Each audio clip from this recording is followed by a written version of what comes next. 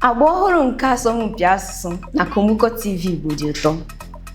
Nke a bụ ohere irite ego dị N1,000 site n'ịza naanị ajụjụ dị 5 nke ọma. N'agba nke a, ọ bụ ihe banyere ndụ ndị dike ndị a maara ama n'obodo anyị, tụmadị ndị Igbo, ka anyị ga-eleba anya banyere ya. Ị maara akụkọ ihe mere eme nke obodo anyị? Ị maara maka ndị a maara ama ndị dike nke obodo anyị? Ị pụrụ ịza ajụjụ na ndụ, omume, ọrụ na akparamagwa ha.